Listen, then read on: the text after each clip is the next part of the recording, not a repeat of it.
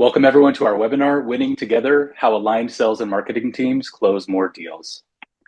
Your hosts today are Dmitry Lazitsky, he's Influtu's CEO, and myself, Rodney Rasmussen, I'm Influtu's Senior Product Marketing Manager. I'll be steering the ship today, but Dmitry will be here jumping throughout the webinar to kind of get his years of sales and marketing wisdom with us, and also answering questions at the end. So today's agenda, we're gonna, in our short time together, we'll cover what does it mean to be or not to be aligned. We'll talk about the influence that alignment has on pipeline and conversion.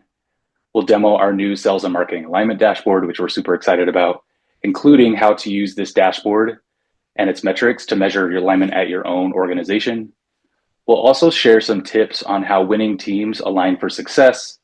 And there will also be, like I mentioned, some time at the end for Q&A. If you do think of a question along the way, please add it to the question box in Zoom, and we'll get to as many as possible. All right, so in the famous words of Billy Shakespeare, we're friends, so I can call him Billy. I think most people call him William, but to be aligned or not to be aligned, that is the question. You may have heard this worded differently, but I'm pretty sure this is the exact quote from Hamlet. Please do not fact check me on that though. There are so many different ways that you can measure alignment between your sales and your marketing efforts. For the purposes of this webinar today, we're going to focus on two key metrics. So number one, marketing to sales handoff. When a contact has been prioritized by marketing for sales outreach, does sales actually know that that person has been handed off to them? Do they know what they're supposed to do? And do they actually reach out to them? And then number two, marketing and sales audience overlap. So what contacts are being targeted by marketing? Which ones are being outreached by sales, or both? And it looks really simple here. It's like, you know, one, the other, or together in our Venn diagram, but we're actually going to show that it gets a little more complicated than that, but we make it super easy to understand and to visualize those audiences and then to kind of know what to do with them. So we recently, as a company, conducted a study about the state of sales and marketing alignment in 2025. This involved gathering data from over 100 companies across a wide range of industries and sizes that are all using Influtu for their contact level advertising. We then turned those findings into a report, and you're all going to get a free copy of that report at the end of this webinar. It is chock full of amazing nuggets of wisdom and insights and some things that you can do at your company to increase your alignment. So we'll show some of those high-level insights from the study or from the report here in the webinar today. But again, at the end, you'll get that full thing that you can dive into on your own as well as share with your team. So after talking to these or crunching the numbers of these over 100 companies, we discovered that 47% of them reported an effective marketing to sales handoff. That's good.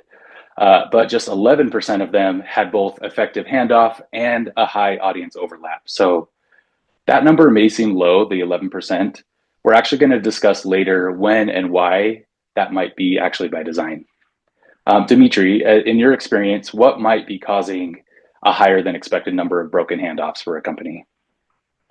Well, there are multiple reasons. One important thing to mention here is that this study is not the questionnaire, not the survey.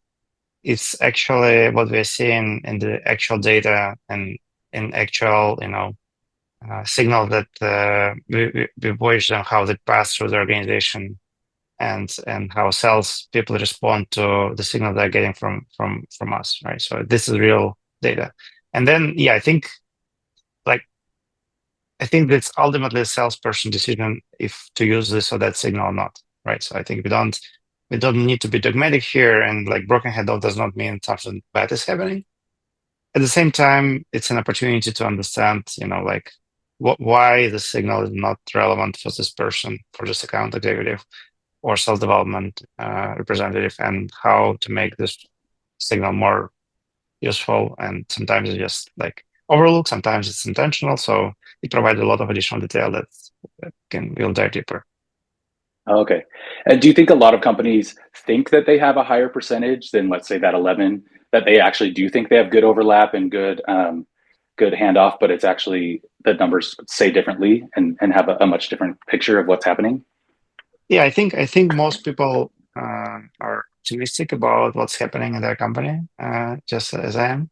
So I think when you look at the real data and we look at our own data, we were kind of surprised. And again, like our numbers look good, but still there are like it's not 100%, right? So I think there's a lot of things to learn from this data. So I think it's always a good, interesting perspective. Yeah, and we'll dig into that a little bit more about kind of some of those numbers, and we'll also show some examples of companies and what they look like with those numbers. So, how does another thing that we wanted to look at in the same study was how does alignment or misalignment actually influence pipeline and conversion? Uh, so those 11% of companies that had both the effective handoff and the high audience overlap had an average of 29% of their pipeline influenced by marketing. Really good. As you can see, when you take away one of those areas, either the handoff or the audience overlap, that number drops pretty significantly. And then when we look at conversion, how is the alignment boosting their conversion? We saw a similar pattern uh, that it does boost revenue, which then boost conversion, which then boosts revenue. So again, being aligned in one area or the other provides a good boost, 51%, 73%. But if you want to maximize that boost, in our case, an average of 87%, you'll want to be aligned in both of these areas. So now is the part that I'm super excited about. We're going to pop in and see a demo of our new sales and marketing alignment dashboard. This has been in the works for a while here at Influ2. Today, we're going to show you what it looks like just at a high level and show you kind of how you can use it to analyze and improve your alignment. But Dimitri, before we jump in, can you give a little background about why Influ2 created this dashboard? Yeah, well, I think we looked at like why sometimes we see like not enough success with our customers, and I think that and that's like how this uh, research or study that you mentioned was built. Is basically we initially looked at it for ourselves, trying to understand what else can we do to make our customers more successful. And the main reason for unsuccessful implementations was actually like broken handoff, right?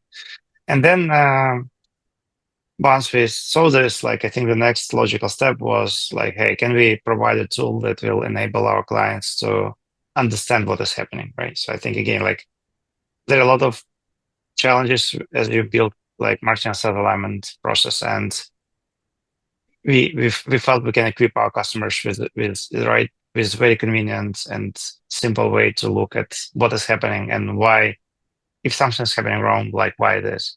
So I think that was the intention. Yeah. Okay. Awesome. All right. So let's jump in. I'm going to go back here and pop in. So uh, this is for all Influ2 customers, this V2 customers. This is available just under the reports tab. It's called Sales and Marketing Alignment Dashboard. And once you're in there, the first thing you'll notice is that you can adjust your filters. So you can make little changes, and based on what you do there, your alignment dashboard down here will adjust. So keep your eyes down here. I'm going to make a little change, and boop, it just pops over and gives you these different views. So you can play around with it. You can kind of look at what is most important to you as an organization. And here we see this really nice visual display so you can understand your audience size and also overlap. So I myself am a really visual learner. I appreciate something like this. Like numbers are great, but it's good to see kind of what these audience sizes look like against each other and what areas they overlap. And so I'm going to go through each of these and just quickly define what 5 metrics we're looking at. So first is warm-up audience. So this is anyone, all the people that were targeted by marketing, but not outreached by sales. The next one is broken handoff. So this is people that were prioritized for sales outreach, but they were not outreached. Next is cold. So kind of the opposite of the warm-up audience, which is they've been outreached by sales, but they have not been targeted by marketing. Then we have our shared audience, which is people targeted by marketing and outreached by sales. And then the last one is our aligned handoffs. So again, kind of the opposite of the broken handoffs. These were people that were prioritized for sales outreach, and sales did in fact reach out to them.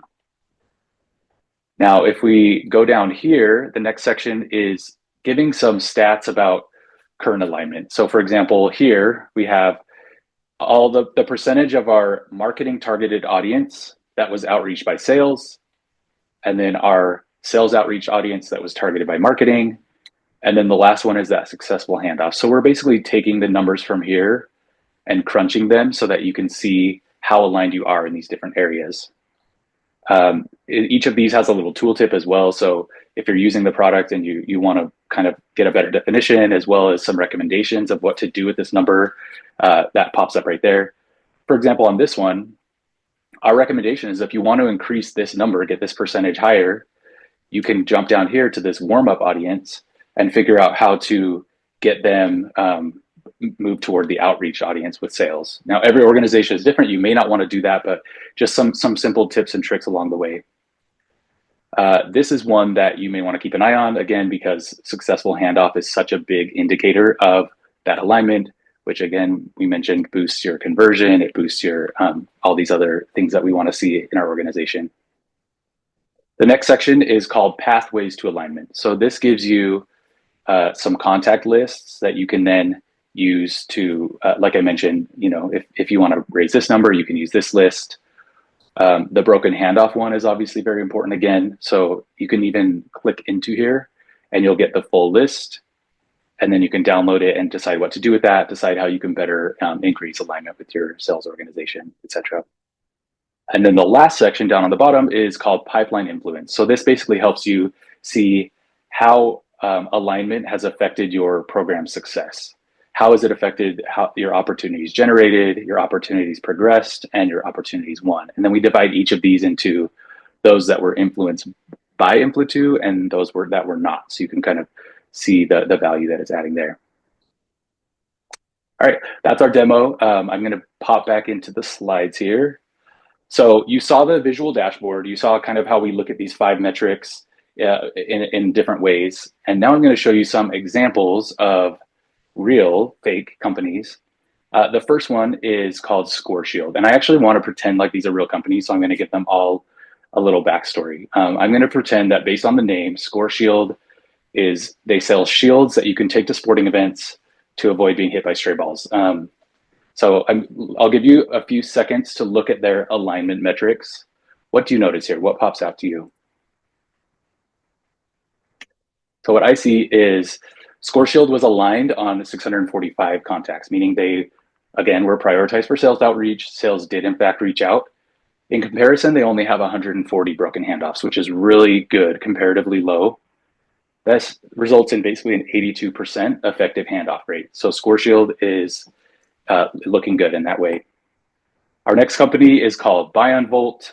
Let's say that they make electric surfboards, just again, based on the name, but what do you notice about their metrics? What's different here? All right, we're kind of seeing the opposite problem that we saw with Score Shield at the last company. So they have a huge number of broken handoffs, especially compared to that aligned outreach metric or audience. So I don't know. I heard a rumor that Buy and Volt's entire sales team, they won like an unlimited annual Top Golf membership and a raffle at some golf tournament. So they've just been like having fun golfing every day and they just kind of are forgetting to reach out to their contacts. Sorry, I'm being fact checked in real time. I guess that rumor is not true. Please do not spread that. I think the truth is that their strategy is to have their sales team really focused on these C-suite roles, really engaged with director plus roles at really high value accounts. So marketing is able to run this really big awareness campaign at scale, targeting a really broad audience, but sales is just really trying to maximize the little time and efforts or time and resources they have. This is often a sign also, seeing this big of a broken handoff compared to this small of a aligned audience, they may need to adjust the threshold for when they consider someone having intent and being ready to pass over to sales. They may need to build out more marketing nurture to kind of make up for that limited sales resource. So I'm going to suggest Buy and Volt do that. I think after their next round of golf, I'm going to talk to them and let them know that that's probably what they should be doing. All right, next company is called Hydro AI. Let's say this one is, it's like an AI water bottle that helps you drink more water throughout the day based on like what you're doing and stuff. Pretty cool. So what's their deal? What do you see in their numbers? This is another example of a marketing team that's targeting a really broad audience. And they also have this really healthy shared audience, almost 4,000 contacts that are being both targeted by marketing and outreach by sales. They also have a pretty good broken handoff compared to Align. So I think they're in good shape here. The last company is called Lumen Lab.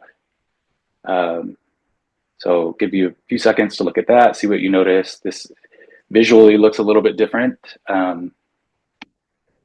What we notice here is this company has a really large cold audience compared to their shared audience. So cold 665, shared 160.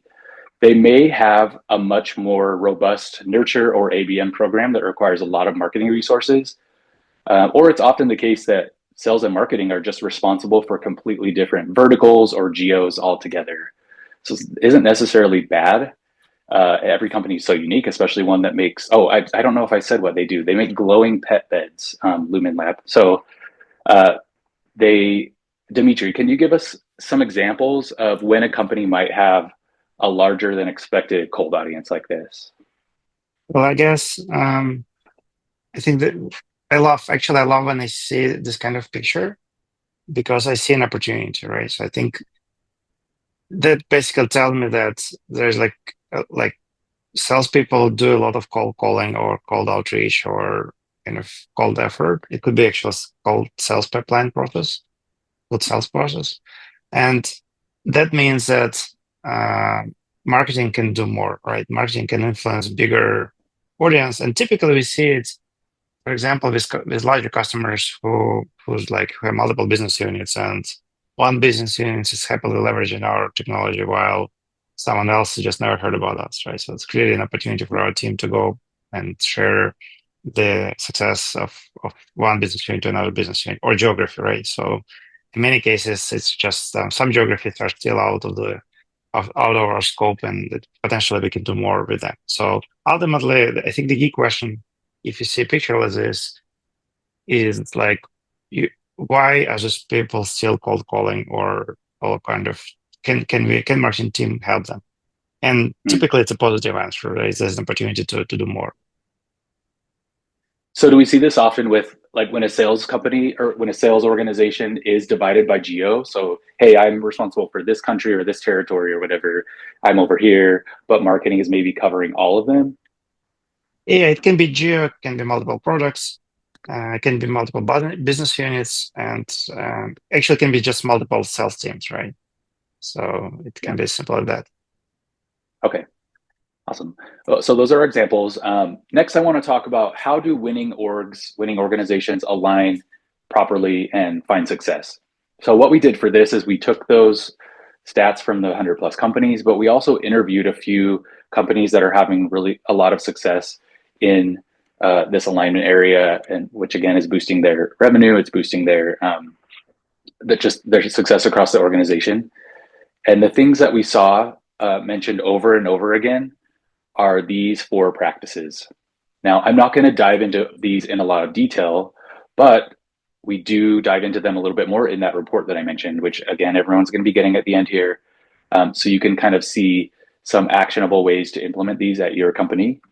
But the first one is both sales and marketing need to come together to collaborate on their ICP and their target list. So making sure that we really understand who we're going after and that we are in agreement with the way that we want to go forward. Next is staying together, sales and marketing, to map key contacts within those target accounts. So if you're only going after X number of accounts, let's figure out who all the people are, who all the possible buying group members are at that company, and which ones should we uh, target with marketing, which ones should sales outreach to, how do we want to kind of divide and conquer those.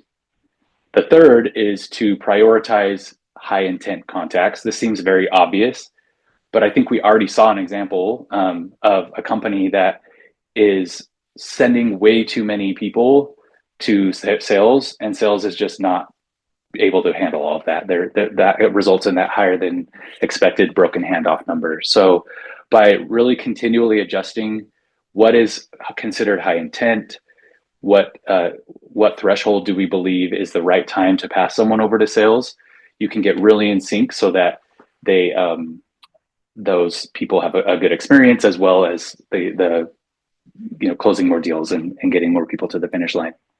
The fourth thing is that marketing should continue to provide ongoing air cover for sales. They shouldn't just throw the lead over the fence and say good luck and move on and turn around. They really need to be there in lockstep with the sales team, continuing to nurture, especially in those long sales cycles, especially in those really high value accounts that may take a while, but really, need that marketing support every step of the way. Dimitri, can you think of what are some ways that that marketing is providing that sales assistance throughout the process beyond when they pass the lead over? Can you think of some examples of companies that are doing this well, or just some use cases? Yeah, definitely. Well, I think most marketers start uh, our partnership with an idea that hey, we can warm up prospects, and I think this is kind of no-brainer idea that if salespeople call, you want them to start actually reaching out to someone who expect their outreach, who know about your company. So this is a super targeted brand awareness effort, definitely paid off. However, like if you think what happens after the handoff, typically most of our customers spend next 6 to 12 to 18 months trying to build this relationship to winning deal. And in this case, um, just stopping at this point is a very bad idea. Obviously, you can like I think the best thing that marketing can do is to continue, right? So to continue building a relationship, to build a journey, and this journey should be aligned with the sales process. It's part of what you can do with Info2, so that in every step of the sales conversation and sales process, all the buying group members, not just the champion, but all the buying group members get this perspective of why uh, your product or service matters, why they should pay attention to it. And I think the reason why is different across different sales stages. But anyway, they can have this very low intrusive, very nice way to know more about your product or service, learn more about your why it matters, why like why other companies are buying your product. Like case studies, stuff like lots of great content that marketing teams create, but no one pays attention to this throughout the sales process simply because you know prospects are busy talking to salespeople, and salespeople don't always have these resources handy or don't have an opportunity to share these resources handy. So marketing can really support and provide this air cover up until the deal is won, and even beyond that. So we have some customers, very large customers, who use our technology only to target the existing customers to upsell, right? So I think upsell is definitely an opportunity which is like very unusual for traditional, advertising platforms. Mhm. Yeah, and I think I can think of an example from my own life when I'm in product marketing, and there are a lot of people that reach out trying to sell me software. And one of them, I had already been talking to the sales team and had met with them a couple of times, and I got some marketing emails and ads that were specific to what we had talked about the last time we met. The guy had done a demo. I had been given access to this kind of demo environment to play around with, and I started seeing these really specific ads. And for me, that was I considered it a positive experience.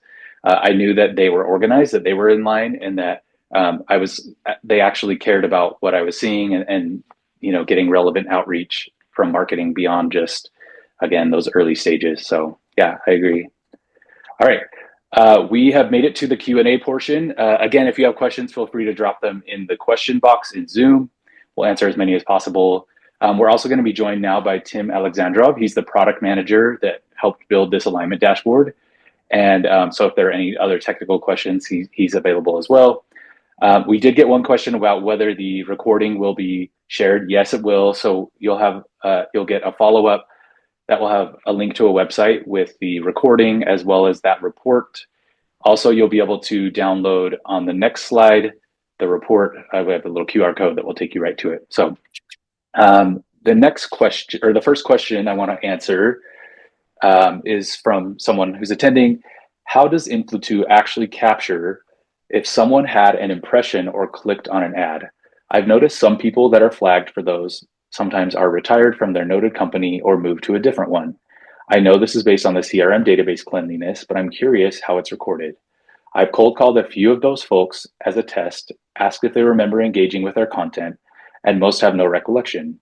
They may be moving quickly and don't remember or subconsciously engaging, but I just want to make sure our outward efforts are actually influencing the targets effectively. Thank you. Tim, do you want to answer that one? Yeah. I Or think that Dimitri? Dmitry, would you like to? Go ahead, That's Tim. up to. Okay, nice. So there are like there are two questions actually. The first one is how info to actually capture if someone had an impression or click on the ad. So the answer is pretty simple. Like it's not that simple, but it's simple on how we talk about this. So Influto gather aggregated data from different display networks and utilizes its appropriate ML model. As for now, we call it AI, in order to understand who exactly clicked on ad or viewed an ad for a certain number of times. So it's just like AI or machine learning. You can call it the way you want.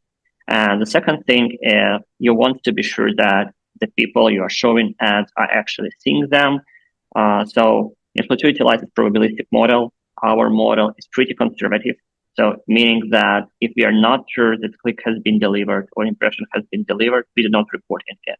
In case someone saying that they do not remember about ads they click or do not remember ads they've seen, meaning that they've engaged with ads a while ago or they have a lot of content they're consuming on a daily basis, and that's the reason why they say so. You just can try to recall the latest ad you've seen in Instagram or Facebook or the latest ads you engaged with. So that's why we offer and ask our customers to act on clicks as fast as possible, because there is a certain window gap when ad effects still being in play and when it makes sense to act on those clicks. Hope it answered your question. But yeah, I can just add. I think I just add that to this is that people generally don't remember ads, and that does not mean that We does see not so many, right? influence. Yeah, you see so many, and it does not mean it does not influence your perspective or decision. You just don't recollect it. Uh, when we launched our technology, we even tested. We put the banners with the faces of our first investors. Definitely something you would not be able not to pay attention to. And even at that moment, half of them did not pay attention to that very obvious case, right? And it was pretty hilarious. But this is how like human brain works. You just get the information you need, but you don't remember the source. So that's and again, like we have a lot of data and evidence that support this claim now across like large customer base. That having the fact that people don't remember seeing your ads does not mean they don't get the value, don't understand it, and don't like if you act on this, you actually get some very meaningful increase in conversion rates. So that's kind of across all our customer base. Thank you. And the next question is about how you integrate the dashboard with your CRM or other marketing automation tools. I think there's a concern that someone's going to have to come in every day and upload new data, but can you explain a little bit, Tim, about how the data flows and it affects the dashboard? Yeah, actually, as for now, Influto product integrates with major CRM platforms like Salesforce, HubSpot, Microsoft Dynamics. Influto has a bi-directional integration with those platforms. So meaning that Influto not only sync data from those platforms in order to start showing ads to the prospect, to the target, but also send data back for various automations, sales and marketing alignment purposes, and reporting on the CRM side. Okay, thank you. Next question. Can you explain a little bit about the effects of alignment versus misalignment when it comes to the customer's or prospect's experience? So we've talked a lot about how the sales and marketing team works, but how does it actually affect the experience that the prospect has and kind of their view of your company? Do you want to answer that one, Dimitri? Yeah, well, I think the easiest way again, like, is to try to put yourself in the shoes of your prospects, and like honestly, no one likes to be called, and like I think probably every participant of this webinar already got a couple of like probably a dozen of cold emails in their inbox that they had to mark as spam or skip or unsubscribe. So I think the best part of it is like salespeople can really focus on those people who are interested, who already kind of know about your company, have initial idea about what you're doing, and it's not a cold outreach, cold calling anymore, right? So I think, and then from prospect standpoint, you suddenly get like an email or a cold call, which is not cold. You know who is this person, you know why this person is calling you, and probably it makes sense for you. Probably it's not that every time you want to buy this product, or not every time you're kind of looking for this at this point, but it's still much better experience to talk to someone who you know, who you care about, who paid attention to what you did and what you're doing as a business, and it's just more smooth and better experience, right? Mm-hmm. Awesome, thank you. And then the last question is, does aligning sales and marketing teams require that they meet together often? Like, how often should they meet together? Does it depend? What, is it like they have to meet weekly, or are there better ways that are non-meeting that can help them align? I Well, mean, I we're think we're that definitely I was just going to say at Influ2, we're very much an asynchronous organization. We are all of us are working remotely at different parts of the world, and so it's not always possible to meet. But what are some of the ways that people can align in other ways? well, I think there's no tool that can replace good conversation, right? So I think we do not intend to say, hey, now you can, like use ops and our dashboard and things will work. There's like, unfortunately, there's no such magic. We still humans need to talk to each other. I think what we do with this capability is we provide very good insights on what you want to talk about with your sales team. So I think knowing what are the challenges and what is happening is very important, and being informed about what is happening is very important. And then obviously, the more you can, get together and chat is better. Having in mind that obviously there's like other priorities, it's not your full-time job just to chat with salespeople and vice versa, right? So I think like we do not want to interfere in this balance or don't want to replace this balance and do not want to replace it like the process. We empower the process with data that you can act on and understand what is happening. So this conversation is meaningful. Mm-hmm. Okay. And then one more question we just got. Are you planning to implement a native scoring for contacts? For example, X impressions with one click and one visit weighs more. This might be helpful for sales, BDR, to filter or pick which ones to go after first. Yeah. Let me answer this question, Rennie. So, Adam, thanks for the question. So, the answer is yes. We want to provide our product users, specifically sales, not only BDRs, but maybe also account executives, with some proper way on how they can filter out and pick the best prospect out of those that exist in the market right now. We are not sure whether it's going to be native scoring or some other way of data filtration, prioritization, and so on, but we're definitely going to offer a solution for a proper handpicking of prospects. Yeah. And also to add to this, I think the biggest problems that every marketer has once they start doing like using our technology is like how can I what are the priorities about among all the signals that you're getting from our platform? And by the way, there'll be much more signals. So we're currently working on getting some very unique capabilities so that number of signals will increase, right? So we will get much more very important intense signal that can help salespeople prioritize and make the effort more efficient and just be more successful in what they're doing. So having more signals means that you need to understand which signal is more important. And yes, I think ultimately we want to leverage the fact that we have access across a lot of like data points that we're getting from like hundreds of customers by now to be able to make sense what works, what doesn't work at scale across all customers. and then what works for each individual customer as well. So I think this is not something I can promise we'll roll out like immediately or next quarter, but definitely it's something we're currently working on, is to be able to first provide more signals, but second, help you make sense what signals work in which context, and help like to decide which one is more important for individual salesperson in their individual context, so they can act on the signal better, right? So I think ultimately we want to provide this to take the burden of decision which signal is important, and basically help decide, help make the decision in the sales conversation context that every salesperson or sales development person has. Mm-hmm. Awesome, thank you. And more questions are rolling in, which is great.